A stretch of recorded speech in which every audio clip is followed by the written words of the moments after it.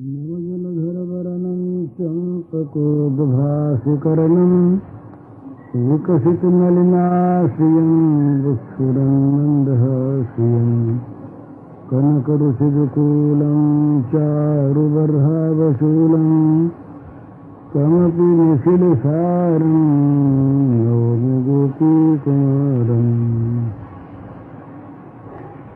भगवानपि तारात्रीः शरदोत्फुल्लमल्लिकाः वीक्षरन्तं मनश्चक्रे योगमायामुपाश्रयम्।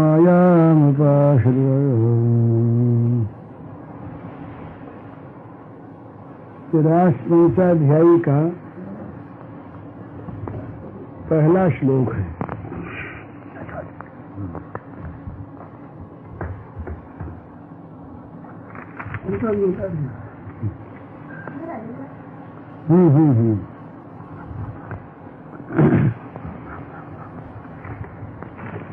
तो योग माया का क्या अभिप्राय है,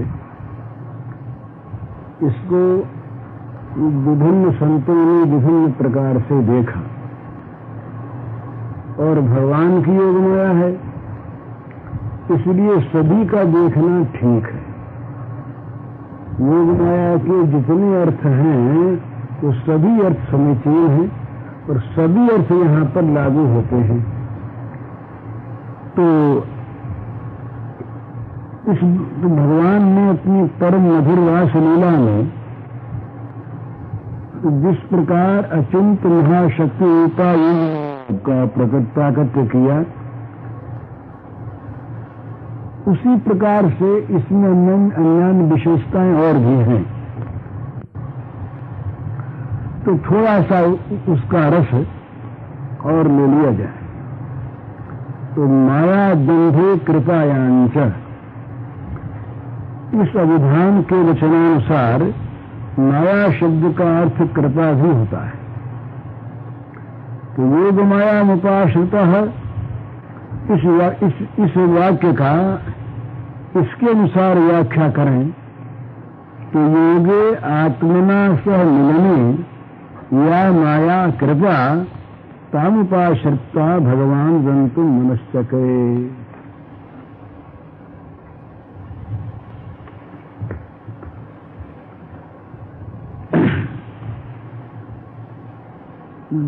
श्री भगवान ने श्री गोपांगनाओं के साथ रमण करने की इच्छा की, तब उन्होंने इस प्रकार की कृपा को प्रकट किया कि जिससे श्री गोपांगनाओं के अबाध मिलन में कोई बाधा न रहे। तो भगवान के साथ मिलने के लिए कोई साधन यदि है तो भगवान की एकमात्र कृपा ही है।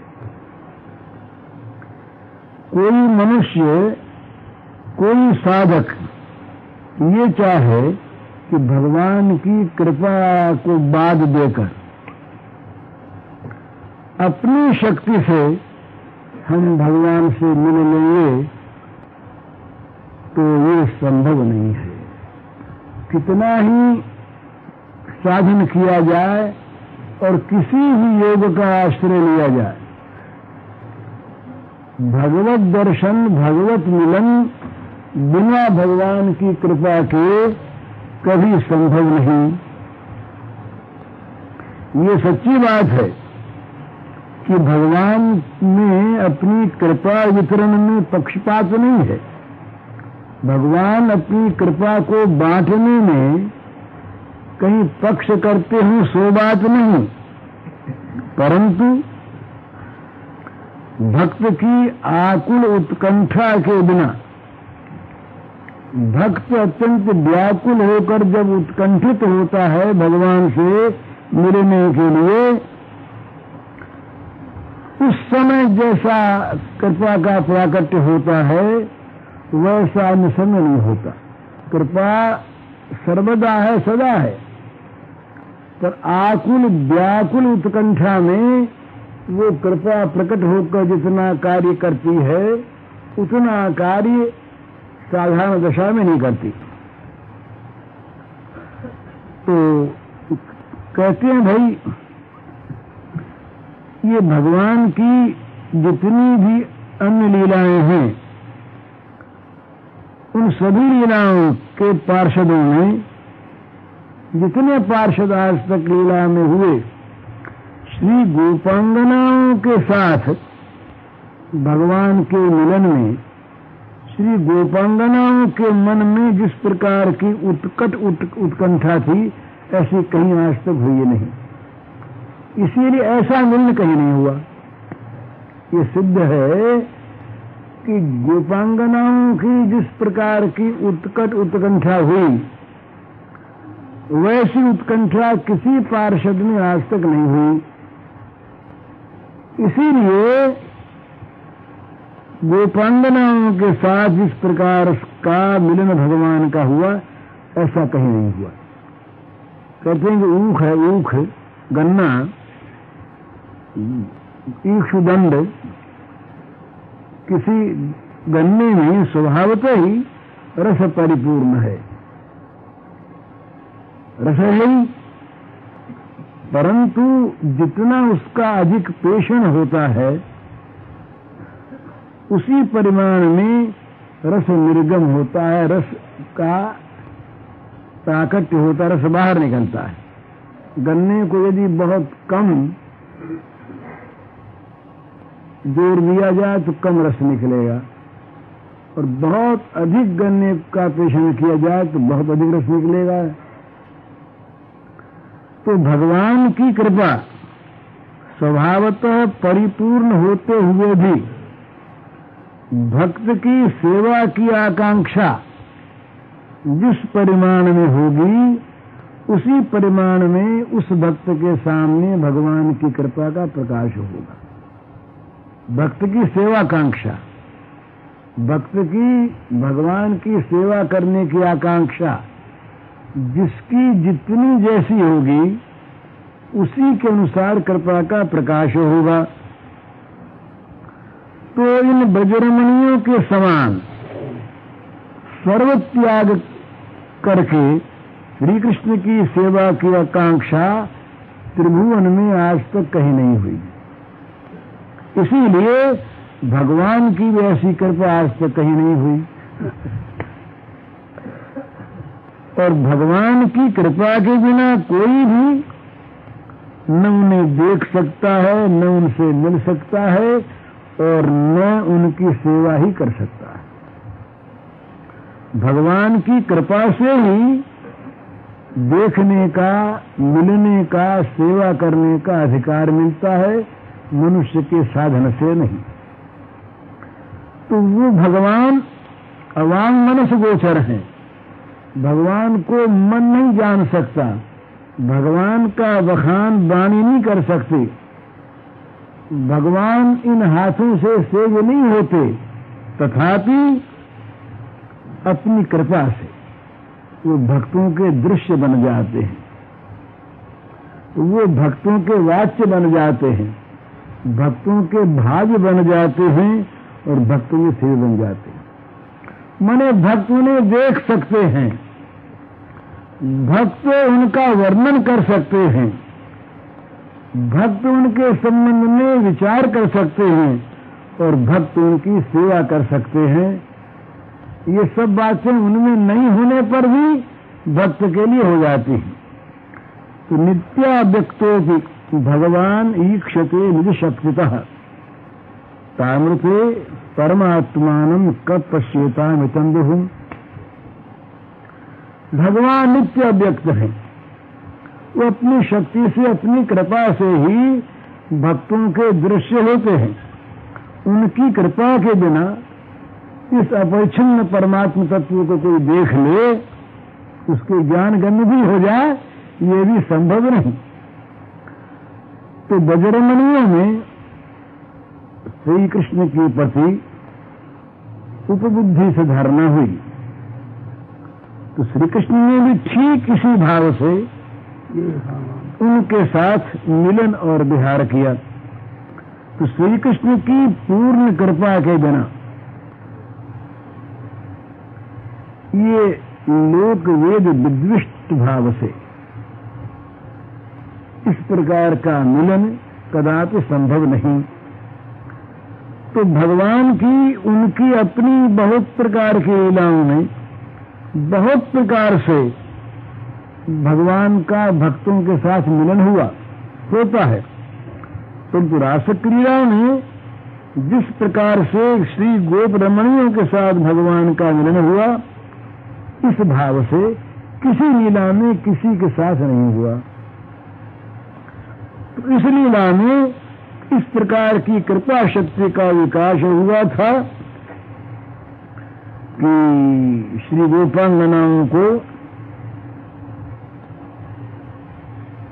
पर मानकर देश बिहार में कोई आपत्ति नहीं। तो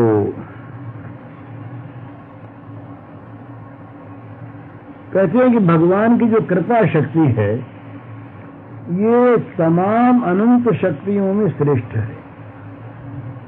और कृपा शक्ति जब प्रकट हो जाती है तो भगवान की सारी शक्तियां उस कृपा शक्ति की अनुगामिनी होकर सेवा करने लगती हैं, सब शक्तियां। तो भगवान सर्वेश्वर होने पर भी अपनी इच्छा से स्वयं इस कृपा शक्ति के अधीन है।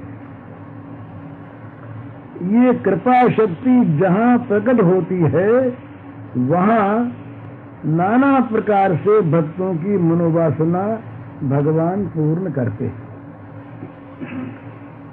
तो ब्रजरमणियों ने अपने इस परम प्रेमवश धैर्य, लज्जा, कुल, शील, मान, भय आदि, लोक परलोक आदि सबका परित्याग करके निर्बाध श्री भगवान की सेवा करने के लिए अत्यंत उत्कंठित होकर, माने उत्कंठा की चरम सीमा पर पहुंचकर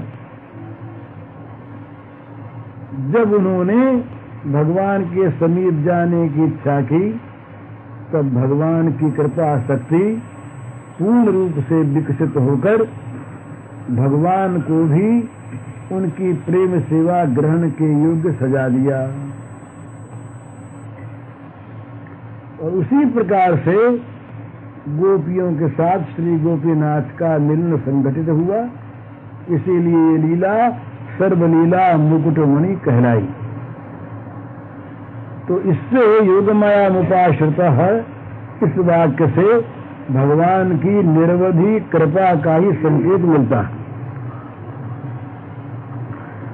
तो अब इस कृपा का ही एक रूप और दिखाते हैं बड़ा सुंदर। श्री भगवान की रासलीला में गोपियों के साथ उनका योग करने के लिए, गोपियों का योग भगवान के साथ हो जाए, इसलिए जिस प्रकार अपार कृपा प्रकट हुई, ठीक इसी प्रकार गोपियों का पति, पुत्र, पिता, भ्राता, आत्मीय, बांधव, गृह, परिवार, स्वजन, पदार्थ इत्यादि से अयोग करने के लिए भी ये कृपा प्रकट हुई। भगवान ब्रह्म रूप से सर्वत्र और अंतर्यामी रूप से समस्त जीवों के हृदयों में अवस्थित हैं। अतएव सबके साथ सदा ही उनका योग है, इसमें कोई संदेह नहीं। किंतु स्त्री, पुत्र, स्वामी, परिजन, विषय, वैभव, देह, घर इत्यादि के साथ अयोग में रहने के कारण इस नित्य योग का अनुभव नहीं होता। बात समझ में आई कि नहीं? माने भगवान तो सभी के हृदय में नित्य रहते हैं, तो इसलिए भगवान का किसी के साथ कभी वियोग है ही नहीं, योग है ही। पर ये योग दिखता क्यों नहीं? इसलिए नहीं दिखता कि घर में, घर वालों में, परिवार में, संसार में, भोगों में, प्राणी पदार्थों में योग हो रहा है, वहां अयोग नहीं है। वहां अयोग हो तो यहां योग हो। तो यहां कृपा शक्ति ने दोनों काम किए। गोपियों का पति पुत्र आदि से अयोग किया और भगवान से योग किया। तो ये योग माया, अयोग माया दोनों प्रकार से।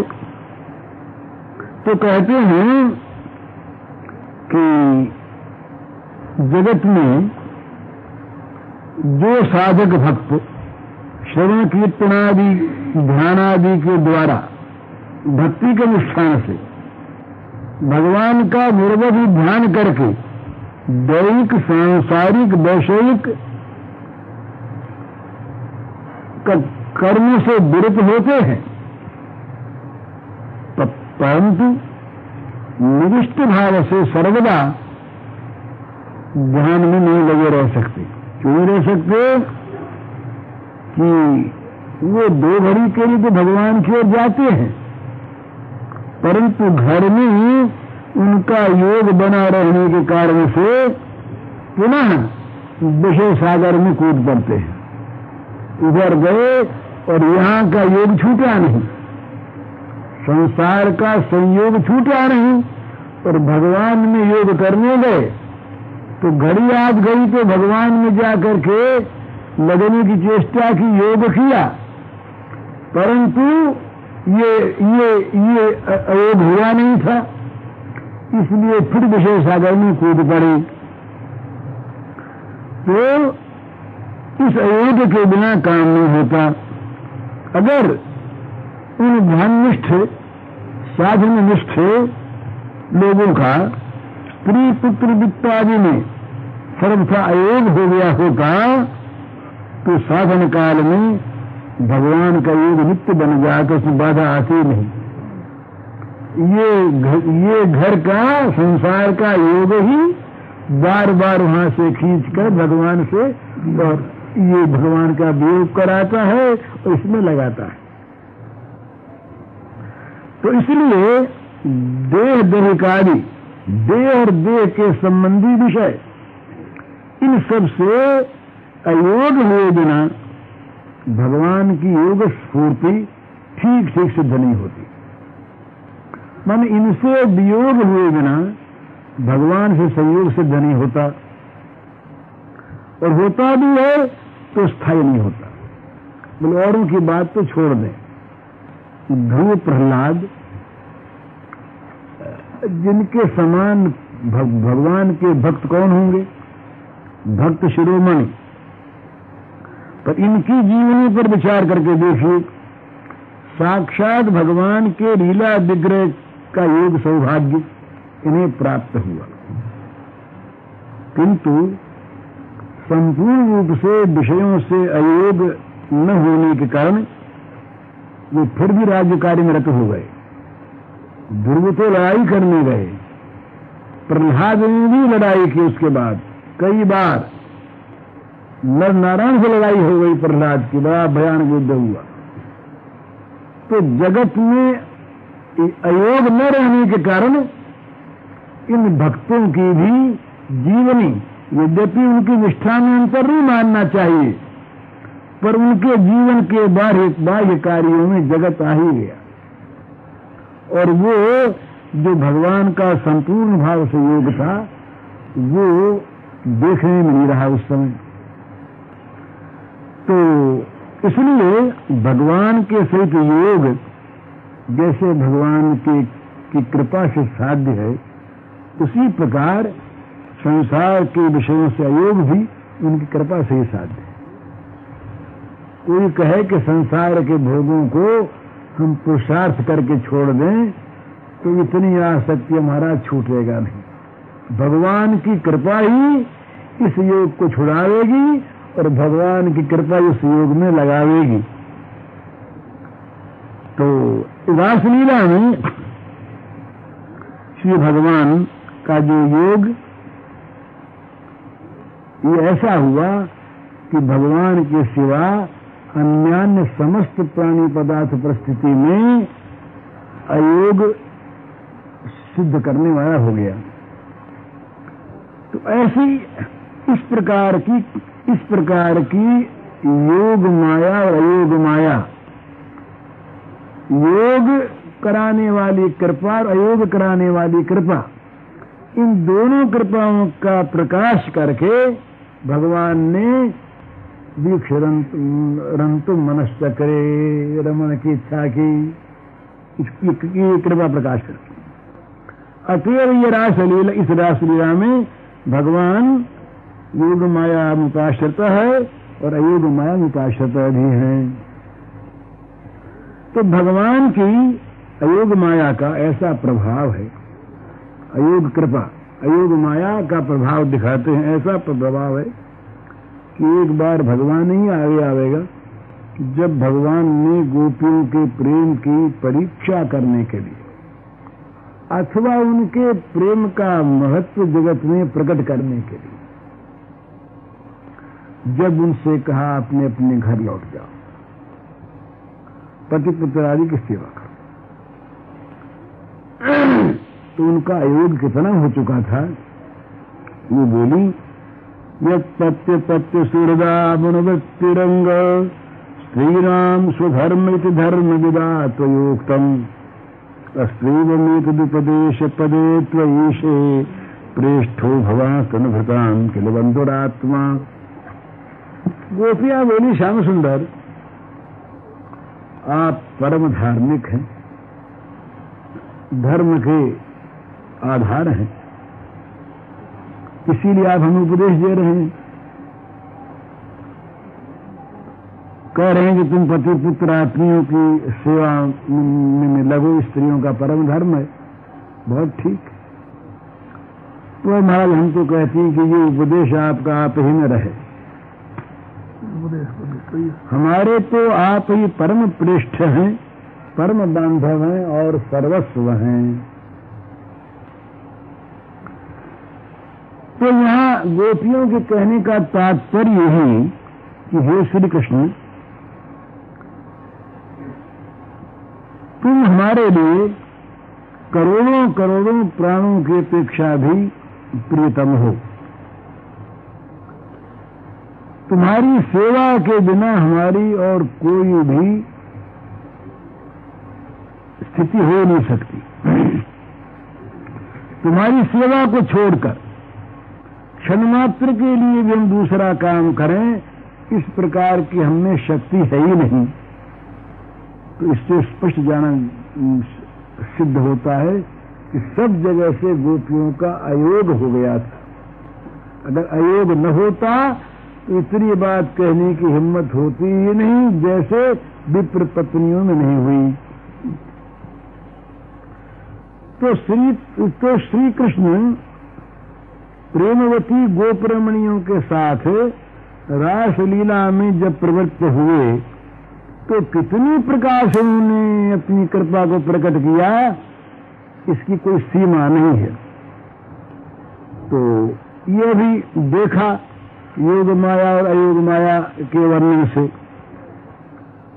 तो इसके अतिरिक्त अयोग माया मुपाश्रित है, इसकी व्याख्या और भी होती है। अयः माने अयोगत गच्छतीति अयोगा। तो इस प्रकार से व्याख्या करने पर मालूम होता है यह माने लौह, लोह के समान जिसकी गति है उसको कहते हैं अयोगा। अयोगत गच्छति थी, लोह के समान जिसकी चाल है, लोहे के समान, उसको कहते हैं अयोगा। तो भगवान की ये माया, ये जो कृपा अयोगा है। तो अयोगा का अर्थ क्या हुआ कि जैसे लोहा चुंबक को देखते ही स्वाभाविक उसकी ओर दौड़ता है, लोहा दौड़ पड़ता है, इसी प्रकार प्रेमी भक्तों को देखकर भगवान की कृपा उनकी ओर दौड़ पड़ती है। खींचने के लिए। तो कहते हैं कि लो जिस प्रकार से वो अयस्कांतमणि चुंबक कि वो स्वभावतः ही दौड़ता है, लोहे को दौड़ाना पड़ता नहीं। चुंबक सामने आ गया तो लोहा दौड़ गया स्वभावतः। इसी प्रकार से भगवान की कृपा भी प्रेमी भक्तों के सामने दौड़ती है। तो मानो भगवान की कृपा तो लोहा है और भक्तों का प्रेम चुंबक है। तो जैसे चुंबक को लोहे का आवाहन नहीं करना पड़ता, चुंबक कहता नहीं लोहे को कि तुम हमारी तरफ आओ, चुंबक खाली सामने हो जाते लोहे के। तो इसी प्रकार से भगवान की कृपा भी स्वतः प्रवृत्त होकर अपने आप से चलकर प्रेमी भक्त की ओर दौड़ती है। लेकिन एक बात है, ये हम लोह चुंबक के दृष्टांत में देखते हैं उदाहरण में कि यदि लोहा परिमाण में बहुत ज्यादा हो, हजारों मन लोहा हो और चुंबक कोई तोला सा ही हो, तो वो चुंबक खींचने वाला होने पर भी इतने लोहे को नहीं खींच सकता। तो इसी प्रकार से भगवान की कृपा का परिमाण भी इतना ज्यादा है, ये लोहा इतना भारी है, भगवान की कृपा रूपी लोहा इतना अधिक है। कृपा की शोभा जो है ये अनंतता नहीं है। भगवान कृपा इतनी सी नहीं,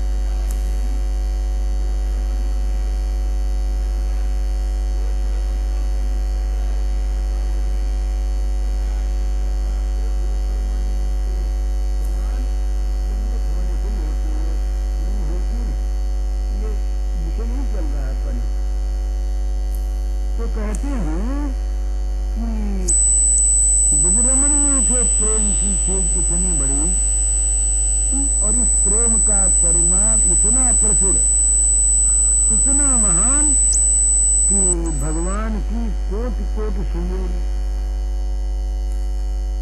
बृहत्तर कृपा राशि को विचलित होकर दौड़ना पड़ा उसके पर। भगवान की कृपा विचलित हो गई, माने भगवान की कृपा जो है ये वहां पर ये देख नहीं सकी कि क्या करने जा रहे थे। भगवान की कृपा विचलित होकर उस प्रचुर परिमाण के लोहे के सामने, एक रमणियों के प्रेम के सामने भारित हो गई, दौड़ पड़ी। तो इसलिए भगवान की परम मधुरा लीला को अयैव माया निपातता इस प्रकार की समझकर और अंतिम नक्षत्र भगवान ने रमण की इच्छा की